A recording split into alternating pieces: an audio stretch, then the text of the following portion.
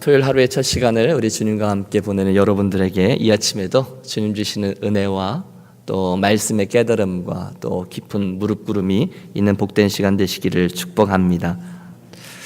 예수를 믿고 구원을 받아서 하나님의 백성이 된 저와 여러분은 이미 엄청난 축복을 받았습니다. 사실은 그리스도만으로도 충분합니다. 우리들의 고백일 것입니다.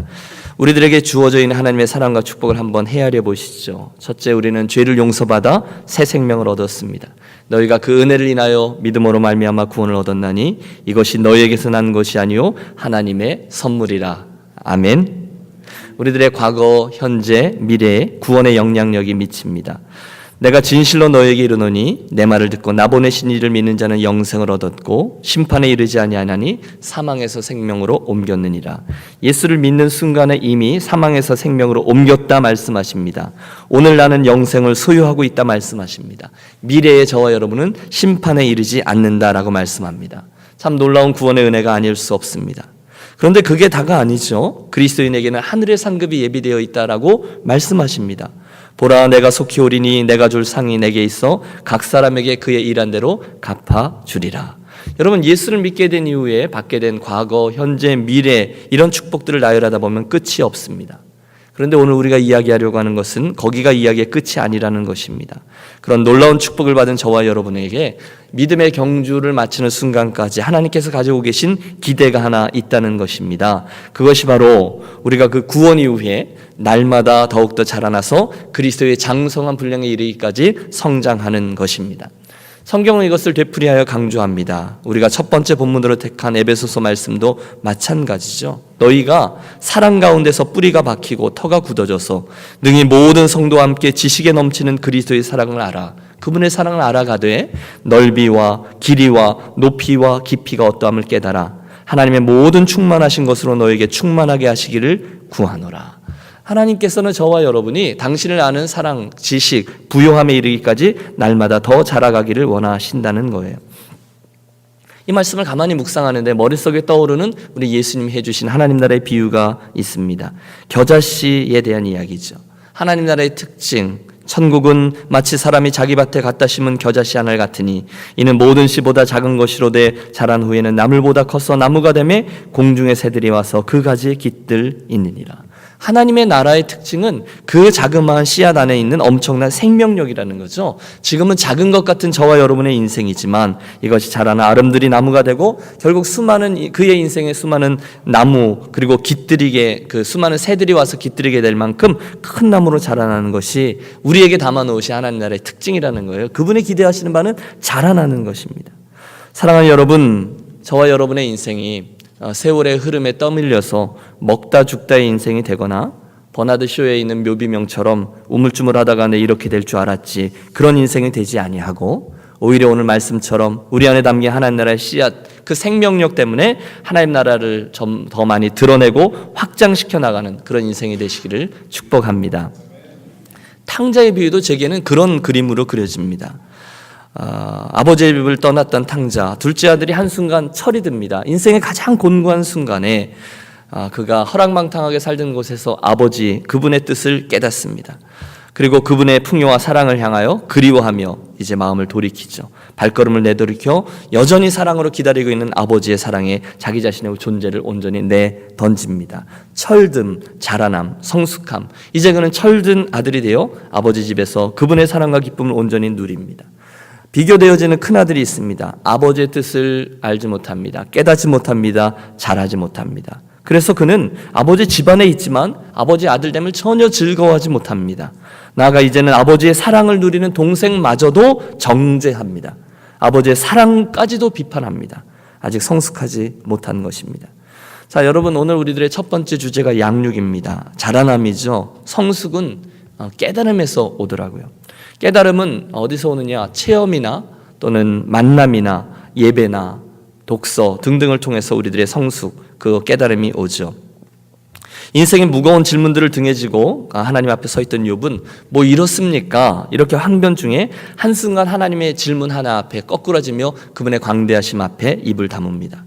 시편 73편의 기자도 하나님이 살아계시다면 어떻게 이럴 수 있습니까? 항변하다가 그 일의 결국을 보면서 다른 이들의 삶에 일어난 하나님 경험을 통해서 깨달음을 얻고서는 하나님을 찬양하며 마무리되죠. 삭개오의 주님 만남과 그에 이은 인생의 역전도 여러분 기억하시리라 믿습니다. 또 주는 그리스도이시여 살아계신 하나님의 아들입니다. 베드로도 마찬가지입니다. 사도 바울도 주님을 충돌한 후에 곧바로 복음의 역주행을 시작합니다. 형제들아, 나는 아직 내가 잡은 줄로 여기지 아니하고 오직 한 일, 뒤에 있는 것은 잊어버리고 앞에 있는 것을 잡으려고 표대를 향하여 그리스도 예수 안에서 하나님이 부르신 부름의 상을 위하여 쫓아가노라. 여러분, 모든 것이 깨달음에서 옵니다. 그리고 거기서 자라남 성숙이 있습니다. 저는 조금 전에 하나님께서 기대하시는 성숙은 만남에서 온다라고 말씀드렸습니다. 여러 가지가 있죠. 여러분, 좋은 교회를 만나는 게 축복이죠. 아멘. 저도 그렇죠. 좋은 성도들을 만나는 것, 또 좋은 스승을 만나는 것, 좋은 동역자들을 만나는 것, 좋은 책을 만나는 것. 하지만 여러분, 그 만남이 굉장히 중요한데 그 만남의 내용은 하나입니다. 그 만남 속에서 공유되어지는 하나님의 말씀인 줄로 믿습니다. 여러분, 경험해 보셨습니까? 인생의 의미가 언제 주어지죠? 정신이 언제 바짝 차려지죠? 내 영혼이 언제 솟생케 되죠? 믿습니다. 결국은 말씀이 역사할 때 일어납니다. 여러분, 너무 많이 써서 식상하기까지 한 이 표현이지만 정말 그렇습니다. 내 영혼이, 내 전 존재가 하나님의 말씀 앞에 딱 부딪혀서 그 말씀이 내 속에 살아 역사할 때 내 삶의 모든 것이 변화되어집니다. 생명의 말씀, 하나님과의 말씀의 만남입니다. 그러므로 사랑하는 여러분, 저는 우리들의 남겨져 있는 인생에 하나님의 말씀이 우리 삶 구석구석에 자리하고 또 그 말씀들이 내 삶에 이렇게 실험되어져서 이 말씀이 옳다, 이 말씀이 그르다라는 것을 내 삶으로 간증해내는 복된 일들이 많아지시기를 축복합니다. 여러분, 그 외에 생명의 삶이란 교재, 큐티 교재에 나온 좋은 이렇게 예화들이 있는데 거기에 삶의 말씀 심기라는 예화가 나옵니다. 이런 글이죠. 배추씨와 무씨를 구별하는 방법이 여러 가지가 있습니다. 가장 쉬운 방법은 책을 보고 알거나 배추 농사와 무농사를 짓는 분께 물어보고 아는 방법입니다. 또 다른 방법은 배추씨, 무씨를 직접 심어보고 눈으로 확인하는 방법입니다. 그런데 저는 조금 더 시간이 걸리고 힘이 들어도 두 번째 방법을 택하고 싶습니다. 하나님의 말씀을 연구하는 것보다 실험하는 것이 더 재미있기 때문입니다. 물론 책을 보고 알 수도 있고 물어보더라도 알 수 있지만 아는 힘은 다릅니다. 그런 경우에 설교하면 자기도 모르는 사이에 말이 이렇게 됩니다.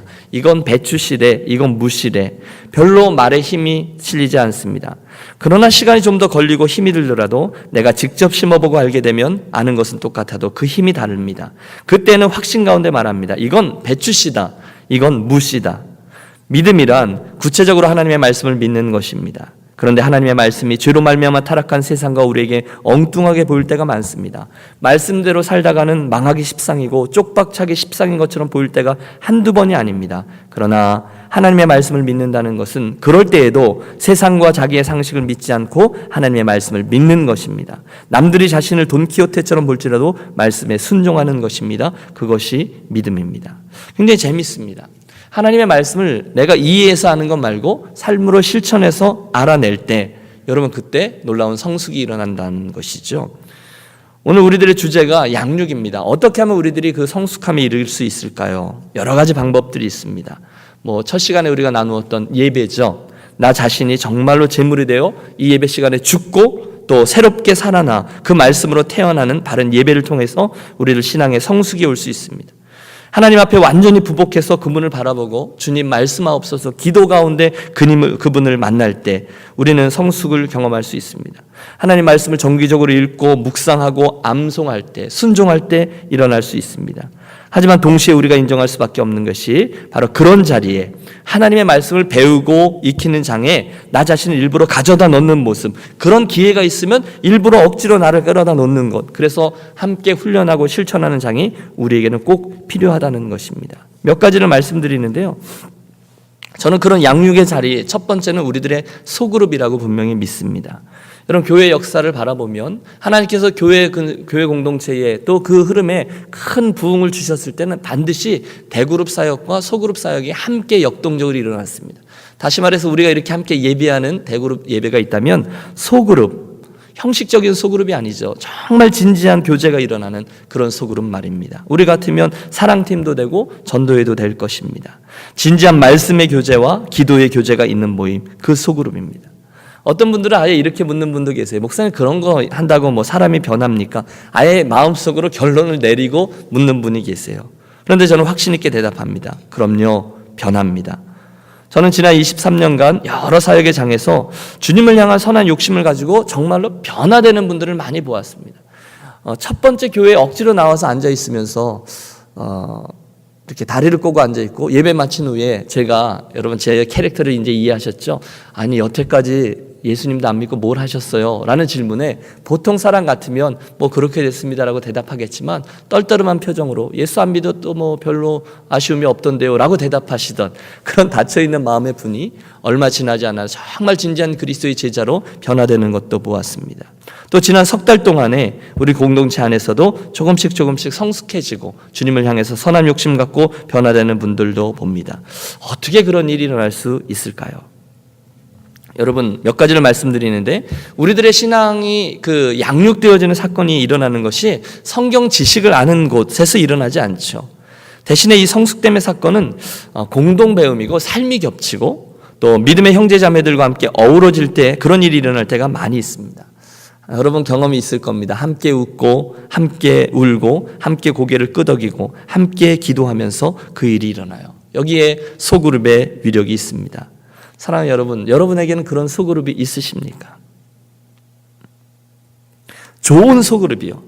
만나셔서 식사하고 교제하시고 취미생활 이야기하시고 남 이야기하는 소그룹, 그 얘기를 하는 게 아닙니다. 그것 말고 하나님에 대한 이야기를 나누고 그분이 주신 꿈을 이야기하며 함께 기도하는 그런 소그룹 말입니다. 친구들도 되고요, 선후배도 되고요, 사랑팀도 되고요, 남녀 전도회도 될 겁니다. 현재 우리 교회 10수개의 사랑팀이 있습니다. 시행착오도 좀 있었다고 들었고요. 다시 시작하자고 해서 2달 우리 함께 모였습니다. 여러분 경험이 있으시죠? 참 좋은 그런 사랑팀이 있습니다. 우리 그룹은 소그룹 중에 정말 우리 교회 중에 최고입니다라고 행복해하는 분들이 계세요. 그 모임을 마치고 집으로 돌아갈 때 너무너무 마음이 따뜻해지는 거죠. 정말로 신실하게 모여서 형식적인 모임 말고요, 진지하게 삶의 고민을 나누고 말씀을 붙잡고 씨름하며 중보해주고 그리고 함께 눈물을 흘리며 은혜를 나누는 그런 소그룹이 정말로 있다는 것입니다. 여러분 제 말을 믿으십시오. 정말로 그런 모임이 있습니다. 사랑하는 여러분, 여러분께서 여러분의 사랑팀 모임이 바로 그런 소그룹이 될 수 있도록 함께 애를 써주셨으면 좋겠습니다. 정말 생각해 보세요. 내가 속한 소그룹은 어떤가? 내가 끝나고 집으로 돌아갈 때에 이 모임은 정말 격려가 되는 모임이었는가? 이 모임을 통해서 내게 영적인 성숙이 있고 도전이 되어지는 그런 모임이었는가? 여러분 행여 그렇지 않다면 그 모임을 섬기는 나의 태도를 다시 한번 점검해 보시기를 원합니다. 모여서 즐겁죠. 교제하면 너무너무 좋죠. 그런데 교제만 하고 돌아오면 안 된다는 것이죠. 반드시 말씀을 나누고 반드시 기도를 나누고 반드시 간증과 삶을 나누고 격려하고 다음번 모임을 기약하는 모임이 되도록 애를 써주시기를 부탁합니다. 여러분 부탁합니다. 모이셨을 때 일부러 의도를 가지고 하나님의 말씀이 오고 가야 되고요, 삶에 대한 이야기가 오고 가야 되고 또 주님께서 주시는 도전이 오고 가고 결단이 있고 간증이 있고, 그래서 정말 다른 분을 통해서 그분의 눈을 통해서 하나님을 맛보고 알게 되고 하나님의 다양한 색깔들을 그 소그룹에서 경험케 되어지는 것, 그 하나님을 아는 지식의 부여함이 더 늘어가는 장이 되시기를 꿈꾸십시오. 틀림없습니다. 교회는 양육 공동체입니다. 평범한 사람이 교회 공동체 안에 들어와서 그리스도의 신실한 제자로 자라난 비범한 사람으로 변화되어야만 돼요. 그게 바른 그리스도의 몸이죠.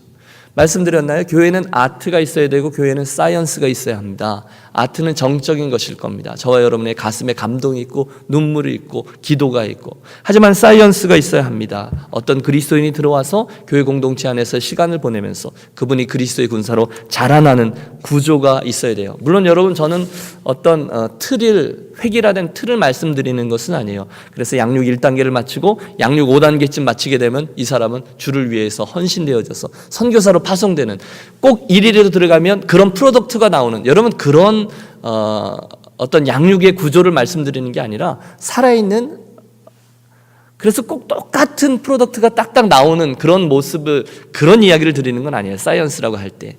그러나 그 안에서 교회 공동체가 참으로 평범한 그리스도인을 비범한 그리스도인을 세울 수 있도록 만드는 스트럭처는 있어야 된다는 것이죠.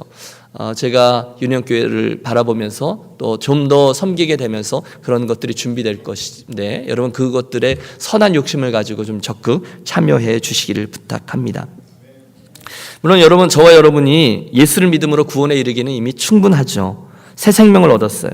저와 여러분, 하나님께서 너무도 기뻐하시는 그분의 택하신 백성입니다. 1등 시민, 2등 시민은 없어요. 그런데 성경을 보니까 그리고 나서 끝이 아니에요. 구원 이후의 끝이 아니라 그 후에 지난한 인생의 믿음의 싸움이 있더라는 것이죠.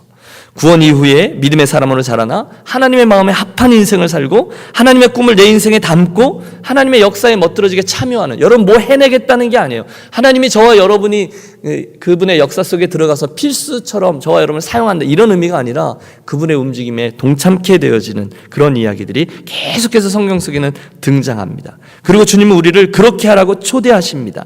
그렇다면 여러분, 주님, 제가 더 많이 알기 원합니다. 저를 더 가르쳐 주십시오. 주님을 더 많이 알고 싶습니다. 기도하며 나아가셔야 될 겁니다. 여러분 주변이나 또는 성도들 이렇게 보면 티처블 하지 않는 분이 있습니다. 뭘 가리킨다라는 의미가 아니라 태도가 하나님에 대해서 이렇게 고정되어져 있어서 예수님이 오셔서 설교해도 내가 믿는 하나님에 대한 생각을 바꾸지 않으려고 하는 그런 분들이 있습니다. 그러지 않으셨으면 좋겠습니다. 저는 우리 유년교회 가족들이 단순히 구원받아서 천국행 티켓을 지금 주머니에 넣고서 그것만으로 이제 됐지 하며 달려가는 인생이 아니라 좀 더 자라나고, 여러분 선한 욕심을 꾸십시오. 좀 더 성숙해서 그 크신 하나님을 나에게 담아내고 아버지의 꿈과 소원을 내 마음에 담아 세상을 향한 축복의 통로로 살아가는 분들이 되셨으면 좋겠습니다. 말로만 되는 게 아니잖아요. 여러분 구경꾼이 아니라 또 주인공, 응원자가 아니라 대표 선수, 우리 이런 말씀을 계속 드렸습니다. 앞으로 우리 교회 공동체에게 하나님 허락해 주시는 양육 클래스들과 또 그런 과정들을 통해서 우리가 좀 선한 욕심 갖고 자라나기를 소원합니다. 일상의 장에서도 영적인 성숙과 자람이 있을 수 있죠. 예배 시간에, 또 설교를 통해서, 기도 시간에, 찬양 시간에, 또 새벽 예배, 금요 기도에 여러분 우리 같이 힘을 내 주십시오. 어제 저녁에도 말씀드렸는데 많은 분들이 선한 욕심을 가지고 우리와 함께 유하사이다, 주님을 이제 우리와 함께 유해 주시기를 이제 강권했는데요. 그런 일들에 대해서 계속 욕심을 내주시기를 바랍니다.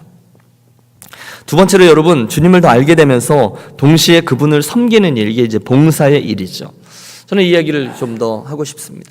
로마서가 두 개의 파트로 나누어져 있다고 말씀드렸습니다. 구원을 받은 후에 어떤 놀라운 일이 일어나는지가 구원의 이론편 1장부터 11장이고, 오늘 우리가 대했던 12장부터는 신앙의 실천편이 시작됩니다. 그것을 안 너희들은 이제 이렇게 살아라 라는 권면인데, 그러므로 형제들아 라는 접속사로 시작되면서 사도 바울은 이렇게 살라라는 이야기의 첫 번째 단추를 봉사로 시작하라라고 권합니다. 예수를 믿어 그리스도의 몸으로 부르심을 입었으니 마땅히 몸된 교회부터 섬기는 것이 당연하다. 이게 봉사입니다. 유년교회에서 석 달 됐습니다. 여러분들을 뵈면서 교회 공동체를 사랑하시고 주님을 사랑하셔서 틈만 나면 와서 섬기시는 남녀 구분 없는 손길들 참 귀하고 또 감사합니다. 여러분들 보면 참 존경스럽습니다. 여러분 주님을 사랑하시죠? 그런데 이제 그 다음 얘기를 하려고 그래요. 그 다음에 주님을 사랑하시는 여러분의 마음을 어떻게 증명하시겠습니까? 그게 바로 봉사인 것이죠. 예수님께서는 열매로 그들을 알리라라고 말씀하셨거든요. 그러니까 저와 여러분이 주님, 제가 주님을 사랑합니다, 여러분 참 좋습니다. 하지만 내 손과 발과 시간과 삶의 일부를 일부러 떼어내어 주님을 잘 섬기지 않는다면 여러분 우리에겐 분명히 문제가 있는 것입니다. 저는 저와 여러분이 정말로 주님과 주님의 몸된 교회와 하나님의 나라를 잘 섬기는, 이왕이면 큰 손들이 되셨으면 좋겠어요. 구체적으로 어떻게 봉사하는 것이 옳습니까? 여러분 거기에 하나님 주시는 지혜가 필요하죠. 이론적으로 교회는 다 초대교회처럼 되어야 될 것입니다. 누가 의심하겠어요? 그러나 현실적으로는 교회 공동체에 크고 작은 문제들과 시험거리들이 많이 있습니다. 어떤 교회는 사람의 힘으로 수습할 수 없는 어려운 일들을 당하는 것을 봅니다. 우리 어저께 선한 목자교회에 의해서 같이 기도했습니다. 교단 PCUSA의 동성애 문제로 인해서 갈등하고 있는 그 교회, 참 어려운 일입니다. 또 목회로 섬기다 보니까 여러분 교회 안에 제가 할 수 있는 일이 있고요, 제가 할 수 없는 일이 있더라고요. 여러분 그런 거 경험 안 해보셨습니까? 다르게 표현하면 제가 할 수 있는 일이 있고 하나님이 하실 수 있는 일이 있더라는 거예요. 그런데 그때 하나님이 하실 수 있는 일을 내가 하겠다고 나설 때 문제가 생기고 무리가 따르고 조급함이 발생하고, 그래서 저는 정말로 하나님 주신 지혜에 목이 마릅니다. 매일 기도합니다. 자, 드리는 말씀은 오늘 이 로마서 12장 우리가 함께 대했던 말씀을 그대로 읽어 내려가면서 나누려고 합니다. 사도 바울은 우리에게 봉사할 때 이 원리에 따라서 봉사하라고 얘기했는데 우리가 이 사실을 유념하면 저와 여러분의 큰 유익이 있을 겁니다. 첫째, 성경은 우리들에게 몸된 주님의 교회를 섬기되 사랑으로 봉사하라 하셨습니다. 해볼까요? 사랑으로 봉사하라. 예, 9절인데 사랑엔 거짓이 없나니 악을 미워하고 선에 속하라. 이어지는 말씀도 계속 동일합니다. 형제를 사랑하며 서로 우애하고 존경하기를 서로 먼저 하며. 계속해서 사랑하며 봉사라는 거예요. 사랑은 설교가 제일 쉬워요. 그러나 정말로 하는 건 정말 어렵습니다. 그런데 사랑하며 봉사라는 거예요. 고린도전서 13장 우리가 전에 살폈습니다. 우리 중에 그 누구라도 굉장한 은사를 받아서 천사의 말을 하고 사람들에게 성경을 가르치고 자기의 소유로 헌금하고 구제해도 사랑이 없으면 아무것도 아니라고 하셨어요. 그분이 아무것도 아니라 하시면 정말 가봤을 때 아무것도 아닌 것이죠. 그럼 우리들에게 엄격히 물어야 합니다. 사랑하는 여러분 주님의 몸된 교회를 섬기시는데 오늘 여러분 곁에 계신 그 형제를 그 자매를 사랑하십니까? 맞습니다. 여러분 사랑하며 봉사하십니까? 봉사는 잘하고 계시다고 말씀드렸죠. 사랑하며 봉사하고 계십니까? 여러분 이 질문을 이 아침 피하지 마십시오. 여러분 이 앞에 있는 이 김 목사를 여러분 사랑하십니까? 네? 여러분 저를 사랑하십니까? 저도 묻습니다. 저는 여러분들을 사랑합니까? 여러분 사랑합니다. 그런데 여러분 이 사실을 아셔야 돼요. 우리 교회는 완벽하지 않습니다. 그리고 완벽해지지 않을 겁니다. 그런데 그 모습까지도 껴안고 사랑하는 거죠. 저 완벽하지 않아요. 그런데 여러분 저 사랑해 주십시오. 여러분 완벽하지 않아요. 그러면 저는 여러분을 끝까지 사랑할 겁니다. 할 수 있는 한 최선을 다해서 할 겁니다. 왜? 요한 1서의 말씀을 제가 알아요. 저를 아노라 하고 그의 계명을 지키지 아니하는 자는 거짓말하는 자요라고 하셨습니다. 빛 가운데 있으면서도 그 형제를 미워하는 자는 지금까지도 어둠 가운데 있는 자라고 하셨습니다. 그가 우리를 위하여 목숨을 버리셨으니 우리가 이로써 사랑을 알고 우리도 형제를 위하여 목숨을 버리는 것이 마땅하니라. 자녀들아 우리가 말과 혀로만 사랑하지 말고 오직 행함과 진실함으로 하자. 여러분 이 말씀 앞에 가슴이 찔리지 않는 이가 어디 있겠습니까? 그런데 여러분 저와 여러분에게 주신 기준을 낮추지 마십시오. 주께서는 저와 여러분들에게 그 기준을 주셨어요. 사랑이 빠지면 무용지물이라는 거예요. 아무리 교회 공동체를 잘 섬기고 열심히 일해도 사랑이 빠져 있으면 나띵이라는 거예요. 우리가 형제를 사랑함으로 사망에서 옮겨 생명에 들어간 줄 알거니와 사랑하지 아니하는 자는 사망에 거하느니라. 여러분 두려운 말씀입니다. 구원받았다라는 사실을 증명하고 싶으면 사랑으로 행해야 된다는 거예요. 그래야만 생명으로 옮겨진 자라고 말할 수 있다는 거예요. 그러면 여러분에게 정직히 물으십시오. 나는 이 아침에 사랑이 있는가? 나는 혹시 미워하는 자가 있는가? 나는 불편한 이가 있는가? 당신 정말 구원받았습니까? 예, 그럼요. 구원받았다면 그 증거가 뭡니까? 라고 질문을 받을 때 나는 형제를 사랑합니다. 나는 교회를 정말로 사랑합니다. 자신 있게 대답할 수 있는지 물으십시오.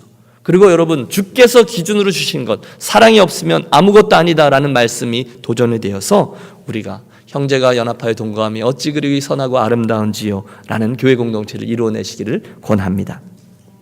두 번째 지혜로운 봉사의 원리는 11절입니다. 부지런하여 게으르지 말고 열심을 품고 주를 섬기라. 열심을 품고 여러분 원어의 뜻은 가슴에 불을 품고입니다. 가슴에 불을 품으면 어떻게 되죠? 뜨겁죠. 여러분 교회를 미지근하게 다니다가 갑자기 열심을 내는 사람이 있으면 흉보지 마십시오. 언제 안 뜨거웠던 사람이 있나? 나도 옛날에 다 해봤어. 절대 그러지 마십시오. 갑자기 열심을 내는 분이 있으면 10중 8구 은혜 받은 사람입니다. 여러분 내가 착각해서 한두 번 열심히 할 수는 있어요. 그러나 몇 주간 계속되면 은혜를 받은 거예요. 기독교 신앙과 열심은 뗄래야 뗄 수 없어요. 격려해야 합니다. 미지근함은 싫어하세요. 내가 내 행위를 아노니 내가 차지도 않고 더없지도 아니하도다. 차든지 더없든지 하기를 원하나라. 이와 같이 미지근하여 더없지도 아니하고 차지도 아니하니 내 입에서 너를 토하여 내치리라. 열심 없이 교회 다니는 거 주님이 못 보시겠다는 거죠. 열정이 없는 찬송이 있잖아요. 입만 이렇게 움직이는 찬송 싫다는 거예요. 열정이 없는 기도 그만하라는 것입니다. 열심 없는 봉사하지 말라는 것입니다. 생각해봤어요. 내가 어떻게 하면 열심히 주님을 섬길 수 있을까? 주님 말씀대로요. 모든 일을 주님께 하듯이 하면 되더라고요. 눈에 띄는 일도 주님께 하듯 하고 눈에 띄지 않는 일도 주님께 하듯 하는 거예요. 여러분 그런 섬김에 1등하는 저와 여러분이 되시기를 권합니다. 여러분 오늘도 교회 구석구석에 여러분 머무르고 계시잖아요. 그리고 또 섬기고 계시잖아요. 그때 예수께서 나를 바라보고 계시다라는 사실을 알게 되면 열심히 하지 않겠습니까? 교회 보면 저분 열심히 하는 분들이 계시죠. 누구 보라 그러실까요? 주님에게 하는 섬김이기 때문에 열심히 하는 거죠.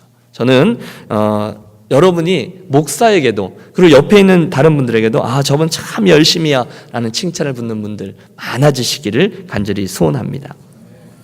시간이 많이 가서 급하게 좀 나가죠. 4가지인데요. 세 번째는 어려워서도 봉사하라라는 원리입니다. 따라해 주세요. 어려워도 봉사하라. 여러분 12절 소망 중에 즐거워하며 환난 중에 참으며 기도에 항상 힘쓰며. 문제 있을 때 제일 쉬운 방법은 우리가 사도행전 6장 말씀 나누면서 했어요. 문제가 생겼어요. 걸리적거려요. 제일 쉬운 방법은 때려치는 거죠. 내가 이런 소리 듣느니, 내가 이런 오해를 받느니, 그렇게 하고 피하면 간단해 보입니다. 그런데 주님은 도전하세요. 주님의 몸된 교회를 섬기다가 좀 힘들다고 기권하고 도망하거나 하지 말라는 것입니다. 혹시 오늘 이 아침에 이 말씀을 오늘 내게 주신 말씀으로 들어야 될 분이 계실지 모르겠어요. 네, 이만큼 했으면 됐다. 또는 이제 목사님 오셨으니 이제 됐다. 나는 이제 그만. 이런 분들이 계실지 모르겠어요. 안 된다는 것입니다. 여러분 저도 많이 해봤어요. 그리고 여러분들의 경험을 존중합니다. 주님과 교회를 섬기다 보면 모든 일이 반드시 평탄하게만 진행되지 않아요. 다 주님 사랑하고 교회 사랑해서 애쓰는 거예요. 좀 다른 거죠. 그래서 어려운 일들이 생겼어요. 육체적으로 건강이 상할 수도 있어요. 어떤 분들은 어떤 일들이 정상적으로 돌지 않을 수도 있어요. 어쩔 때는 여러분 주님을 섬기려고 마음을 먹으니까 가정의 우환이 생기기도 해요. 어쩔 때는 남들에게 내가 하지도 않은 일에 대해서 오해를 받거나 욕을 먹기도 합니다. 여러분 누가 나를 비방하면 빈정상하잖아요. 그건 견딜 수 없어요. 이렇게 되면 열심히 뛰던 봉사의 발걸음이 제자리에 그냥 멈춰 서게 되죠. 이게 안 되는 거구나. 그런데 주님은 말씀하십니다. 그럴 때일수록 즐거움으로 봉사하라는 거예요. 아시지요? 여러분 나와서 아시지요 주님 그러면서 있냐고 봉사하는 거예요. 기도에 더 힘쓰며 봉사라고 하십니다. 주께서 그렇게 하라 하셨어요. 여러분 어려운 일이 생겨도 주님 섬기다 김 빠진 일이 생겨도 끝까지 봉사하는 저와 여러분이 되시기를 축원합니다. 그러면 그 순종의 여정 속에서 우리는 그 말씀과 이유를 깨닫게 돼요. 그래서 그러셨구나. 마지막으로 13절 나누면서 봉사라 했습니다. 성도들의 쓸 것을 공급하며 손대접하기를 힘쓰라. 말로만이 아니라 자기의 것을 실제로 나누면서. 여러분 나눌 때 사랑이 가잖아요. 나눌 때 진지한 봉사가 되잖아요. 봉사하면 반드시 내 것 중에 무엇인가를 손해보게 되어 있습니다. 여러분 그렇지 않습니까? 교회에서 뭘 봉사하려 그러면 반드시 시간 내야 하십니다. 그리고 스케줄 조절하셔야 됩니다. 가스 때우면서 나오셔야 합니다. 그런데 그걸 손해가 아니라 나눔으로 이해하고 봉사라는 거예요. 그러면 정말 하는 거예요. 여러분 해보셨죠? 내 것을 나누면 나눌 때만 그게 사랑이 되더라고요. 아무도 알아보지 않을 때, 아무도 알아주지 않을 때 주님 섬기고 교회를 섬길 때, 아무도 보는 이 없을 때 교회를 위해 땀을 흘리십시오. 거기에 반드시 주님과 교회를 향한 사랑이 생겨납니다. 할렐루야. 안 볼 때 섬겨보십시오. 아무도 알아주지 않을 때 땀 흘려보십시오. 교회를 사랑하게 돼요. 정말 그래요. 참 신기합니다. 갑자기 뿌듯해집니다. 주님이 아시지. 하나님이 이 일에 나를 사용하셨구나. 이게 봉사하는 이들에게 주시는 주님의 축복입니다. 폭풍의 눈 속에서 세상을 보다라는 책에서 맥스 루케이더 목사님이 자기 어렸을 적의 추억 하나를 재밌게 묘사합니다. 그분의 고교 시절인데 아버지와 본인 그리고 아주 절친한 친구인 마크 이렇게 셋이서 낚시 여행을 갔대요. 얼마나 기대감에 부풀었는지요. 보트를 저으며 햇살 아래 낚싯대를 들이우고 입질하는 고기와 실갱이를 하는, 그리고 밤이면 모닥불에서 그 생선을 굽는 그런 냄새를 꿈꾸면서 캠핑 장비를 챙겼답니다. 그래서 도착했어요. 텐트를 치고. 그런데 그날 밤에 갑자기 폭풍이 불어와서 날씨가 급격히 추워집니다. 바람이 얼마나 세든지 아침에 텐트 문을 열 수조차도 없었다는 거예요. 집채만한 파도가 호수를 덮치고 하늘은 잿빛이고. 그래서 고교생이었던 목사님은 실망했지만 그날은 그냥 텐트 안에서 참아보기로 했답니다. 괜찮아요 아빠, 하루 정도는 보내보죠. 책도 가져왔고 체스도 가져왔는데요. 재밌는 이야기도 하고요. 시간은 더디 갔지만 그럭저럭 하루가 지나갔습니다. 이튿날 날씨가 더 나빠졌습니다. 아예 텐트 문이 열리지 않습니다. 하루를 텐트에서 더 보냅니다. 그동안 목사님은 절친했던 친구 마크에 대해서 전에는 알지 못했던 심각한 성격적인 결함을 보게 됐대요. 지나치게 자기중심적이고 남을 배려하지 않습니다. 속으로 중얼거립니다. 힘들다 힘들어. 여러분 사람의 본 모습은 텐트 안에서 함께 지내봐야 된다니까. 여러분 이랬대요. 그리고 그 다음날 아침 진눈깨비까지 내리는 상황을 맞닥뜨리면서 그들은 결국 포기하고 텐트를 걷고 집으로 돌아왔다는 거예요. 얘기의 포인트는 그분이 얻은 교훈이에요. 그것은 이겁니다. 낚시를 하러 온 사람들이 낚시를 하지 않을 때 그들은 반드시 다투게 되더라는 것입니다. 여러분 이해가 되시죠? 낚시를 위해서 사용되어야 될 에너지가 사용되지 못할 때 엉뚱한 방향으로 사용하면 다투게 되더라는 거예요. 그 글에서 목사님이 그 경험을 교회에 가지고 와서 적용합니다. 교회는 그물을 던지는 대신에 돌을 던지고 도움의 손길을 내미는 대신에 비난의 손가락질을 하며 잃어버려진 자들을 낚는 어부가 되는 대신에 구원받은 자들끼리 서로 헐뜯고 상처받은 자들을 돕기보다는 오히려 돕는 일을 하는 이들에게 상처를 준다. 여러분 그분이 파악하고 있는 이 포인트를 여러분 분명히 기억해 주십시오. 여러분 원래는 간단하지만 참 옳습니다. 낚시를 하러 온 사람들이 낚시를 하지 않을 때 그들은 다툽니다. 하지만 낚시를 해야 될 사람이 낚시를 할 때 그들은 신나게 그 시간을 보내죠. 혹시 저와 여러분의 믿음의 길에 불평과 푸념이 자리하고 있지는 않습니까? 여러분 이것이 굉장히 중요합니다. 루케이토 목사님의 조언을 함께 들으시죠. 불평과 푸념을 다스리는 데는 봉사가 최고다. 한번 해볼까요? 불평과 푸념을 다스리는 데는 봉사가 최고다. 그렇죠. 본인의 임무보다 군인들을 더 결속시키는 것도 없죠. 병사들을 내무반에 정렬시켜 놓고 별도의 지시 없이 내버려 둬봐라. 불평거리들만 찾아낸다. 침상은 너무 딱딱하고 음식은 너무 차고 지휘관들은 거친 데다가 군생활 자체가 진부하다고 투덜댄다. 하지만 병사들을 참호에 배치시켜 놓고 날아오는 총알을 피해서 굽히게 해보라. 지겹던 내무반이 천국 같을 거다. 내무반의 딱딱한 침상은 아주 편하고 음식은 환상적이며 지휘관들도 존경스럽고 군생활에 생기가 돌 것이다. 낚시를 하려고 온 사람들이 낚시를 하지 않을 때 다툰다. 하지만 낚시를 하러 온 사람들이 낚시를 하면 그들은 잘 지내고 번성케 된다. 교회의 봉사가 그와 같다. 여러분 혹시 오늘 불평과 불만에 차 있는 내 모습이 마음에 들지 않는다면 오늘 주님과 교회를 섬기는 그 섬김의 삶이 어떠한가를 돌이켜 보기를 원합니다. 그게 봉사인 것이죠. 여러분 이야기가 새벽 예배 때 나누기에 좀 길어서 죄송합니다. 교회를 세우는 원리, 예배, 또 교제 살폈고요. 오늘은 양육과 봉사를 나누었습니다. 양육이 중요해요. 봉사도 중요해요. 바라기는 지난 세월 동안에 우리 교회 공동체에 많이 자리하고 있었던 양육 그리고 봉사 이 두 가지에 하나님 많은 은혜를 주셨는데요. 앞으로도 하나님께서 주시는 은혜대로 당신의 기름 부으심으로 함께해 주셔서 날마다 저와 여러분이 정말로 자라나고 성숙되고 그것까지 열심히 봉사하고 성숙하여 그리스도의 장성한 분량에 개인적으로도 그리고 공동체적으로도 세워지기를 주의 이름으로 축원합니다. 기도하겠습니다. 하나님 우리 교회 가족들을 축복해 주셔서 날마다 우리 속사람이 강건해지고 주님을 아는 지식이 충만해져서 결국 그리스도의 장성한 분량에 이르기까지 날마다 자라나는 양육의 축복을 허락하여 주시옵소서. 또한 우리 한 분 한 분에게 주님과 주님의 몸된 교회를 섬길 때에 하나님이 주시는 봉사와 섬김 속에 그것에서 오는 기쁨의 열매들을 가득 허락하여 주시옵소서. 이 아침 기도의 자리로 나아갑니다. 하나님 은혜의 보좌 앞에서 우리들의 마음을 꺼내어 놓고 우리의 마음을 주께 아랠 때 하나님의 마음이 우리 안에 이식되어지고 주님의 마음과 주님의 시선으로 오늘 하루를 잘 살아갈 수 있는 믿음의 권속들 되게 하여 주옵소서. 귀하신 주 예수 그리스도 이름으로 기도하옵나이다. 아멘.